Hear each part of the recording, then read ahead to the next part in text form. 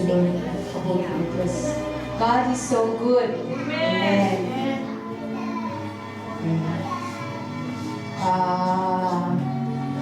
Kung ano yung mensahe kanina, separation, pag-iwalay, ayun siguro daman-daman natin, ano.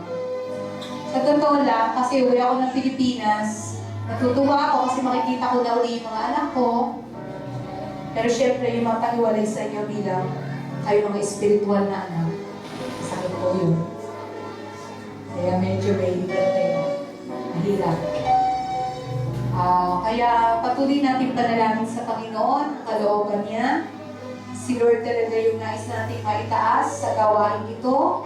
Ano man ang kalooban ng Lord para sa inyong gawain, para sa gawain sa iglesia ito, sa church na ito, samahan tayo ng Panginoon. Amen.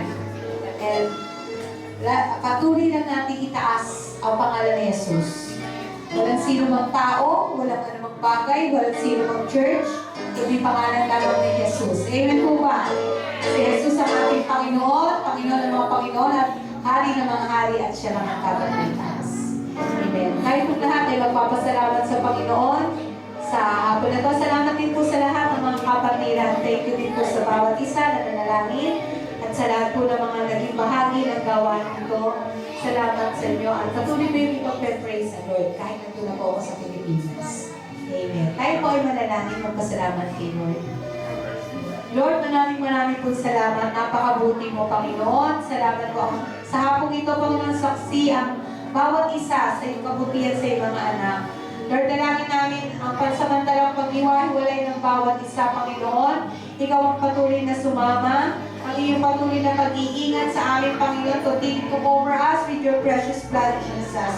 Kami po ay iyong iniingatan. Ano mang gawa ng kaaway sa kahit nasa klima, kahit sa panahon, Panginoon, na sinasabi may malakas na bagyo, Panginoon, ito po ay sinasaway namin sa pangalan ni Jesus. Dahil kami po, Panginoon, ay mga anak na mayroong otoridad para kalabayan ng mga gawa ng kaaway na hinihingin po namin sa iyong pangalan, Panginoon, ang iyong patuloy na pag-iingat sa iyong mga anak sa lugar na ito, Panginoon, sa iglesia ito, God.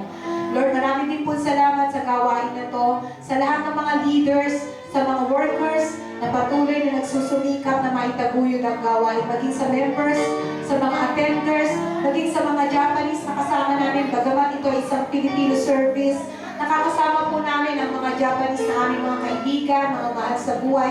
Panginoon, patuloy mo po silang pagpalain, O Diyos, at hindi po nawawalan ng kabuluhan ang kanilang pag-attend sa gawain ito.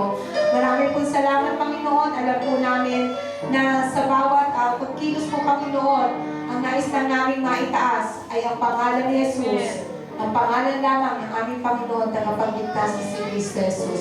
Kaya nga maingat namin binabalik sa iyo ang lahat ng kapulihan, kalwalatian, pasasalamat, pagpupuri sa pangalan ni Jesus. Ang lahat po